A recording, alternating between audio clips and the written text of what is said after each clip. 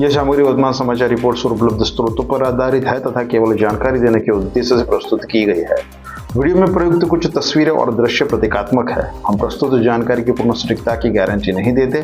दर्शक तथ्यों की स्वतंत्र पुष्टि कर अपने विवेक से निर्णय लें। सोमनाथ अमृत पर्व में प्रधानमंत्री मोदी का राष्ट्रवाद और श्रद्धा से भरा संबोधन। नीट यूजी पेपर लीक को लेकर बड़ा खुलासा। पश्चिम बंगाल की नई भाजपा सरकार के बड़े फैसले और एआई को नैतिक बनाने के लिए अब धर्म गुरुओं की मदद लेगी दुनिया की बड़ी टेक कंपनियां। चलिए शुरू करते हैं आज की सबसे बड़ी खबर से। नमस्कार, मैं हूं आपका होस्ट हितेश बारोट और आप देख रहे हैं एटर्नल द न्यूज, जहां खबरें नहीं समझ बनाई जाती है।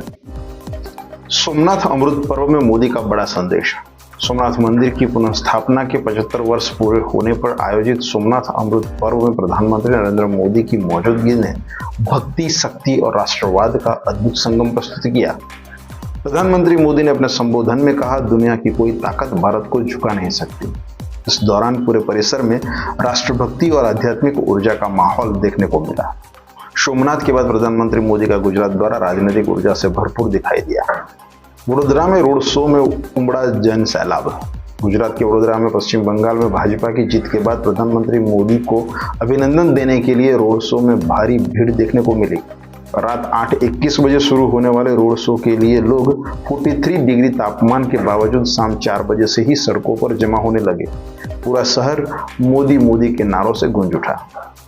नीट यूजी पेपर लीक पर बड़ा खुलासा। 3 मई को आयोजित नीट यूजी परीक्षा फिर विवादों में आ गई है। राजस्थान पुलिस के अनुसार परीक्षा से पहले विद्यार्थियों के बीच घूम रहे कथित लीक्ड पेपर के 410 सवालों में से लगभग 125 सवाल केमिस्ट्री और बायोलॉजी सेक्शन में हूबहू पाए गए हैं। 2024 के विवाद के बाद यह मामला एक बार फिर परीक्षा प्रणाली पर सवाल खड़े कर रहा है।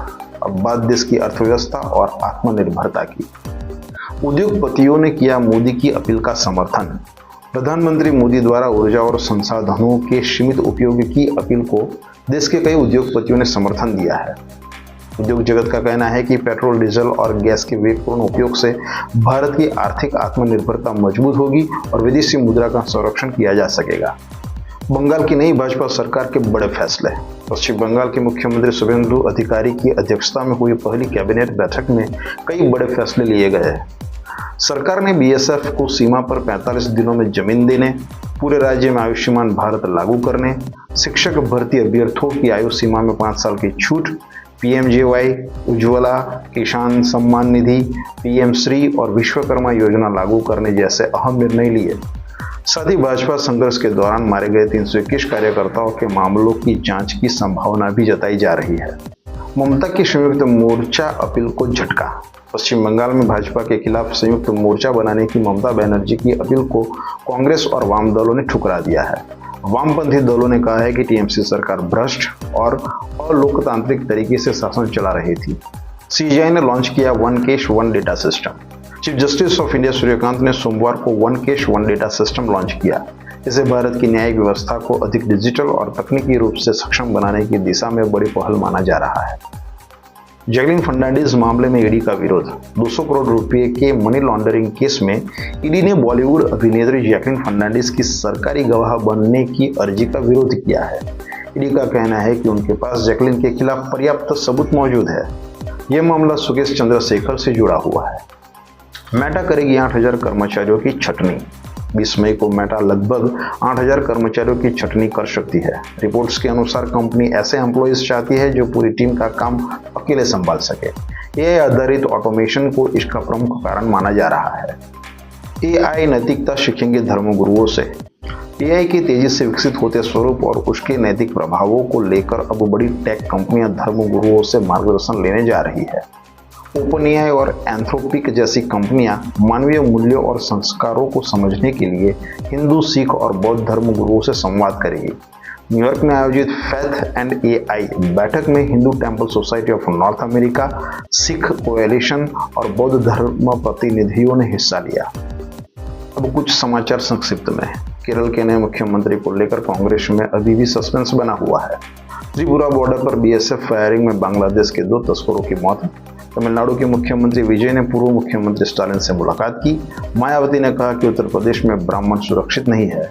पोलैंड के वार्सो शहर में हैटवॉक इवेंट में लोगों की भारी भीड़ जुटी। टुडे इन हिस्ट्री, इतिहास के पन्नों में आज का दिन। आज है 12 मई 1820। आधुनिक नर्सिंग की जननी फ्लोरेंस नाइटिंगेल का जन्म 12 मई 1820 को इटली के फ्लोरेंस शहर में हुआ था। उन्हें लेडी विद द लैम्प कहा जाता है। क्राइमियन युद्ध के दौरान घायल सैनिकों की सेवा और आधुनिक नर्सिंग सिस्टम विकसित करने के लिए वे दुनिया भर में प्रसिद्ध हुई। इसी कारण हर साल 12 मई को इंटरनेशनल नर्स डे मनाया जाता है। 1941 गुरुदेव रविंद्रनाथ टैगोर की अंतिम सार्वजनिक रचनाओं में से एक प्रकाशित हुई थी। टैगोर भारत के पहले नोबेल प्राइज विजेता थे और उन्होंने भारत का राष्ट्रगान जन गण मन लिखा। 2008 चीन में विनाशकारी सिचुन अर्थक्वेक। 12 मई 2008 को चीन में सिचुन प्रांत में 7.9 मैग्नीट्यूड का भयंकर भूकंप आया था। इस आपदा में लगभग 87,000 लोगों की मौत या लापता, लाखों लोग बेघर और भारी आर्थिक नुकसान हुआ। यह 21वीं सदी की सबसे विनाशकारी प्राकृतिक आपदाओं में गिना जाता है। 1965 सोवियत अंतरिक्ष यान लूना 5 मिशन। 12 मई 1965 को सोवियत संघ का लूना 5 स्पेसक्राफ्ट चंद्रमा मिशन के दौरान दुर्घटनाग्रस्त हुआ। हालांकि मिशन सफल नहीं रहा, लेकिन इससे फ्यूचर मून लैंडिंग मिशन के लिए महत्वपूर्ण डाटा प्रदान किया। 12 मई को जन्मे प्रसिद्ध लोग। 1965 स्टीफन बाल्डविन, अमेरिकी अभिनेता का जन्म 12 मई 1965 को हुआ था। 1986 मार्सेलो विरिया, ब्राजील के फुटबॉलर का जन्म आज ही के दिन हुआ।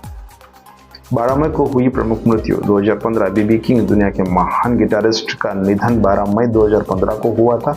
उन्हें किंग ऑफ द ब्लूज कहा जाता है। फिलहाल इतना ही। अगर आप चाहते हैं देश और दुनिया की हर बड़ी खबर के पीछे की सच्चाई और समझ तो जुड़े रहिए रन ऑफ द न्यूज के साथ। वीडियो को लाइक करें, शेयर करें और चैनल को सब्सक्राइब करना न भूलें। मैं हूं विदेश बारोट। मिलते अगली खबर में, तब तक सतर्क रहिए, जागरूक रहिए। नमस्कार।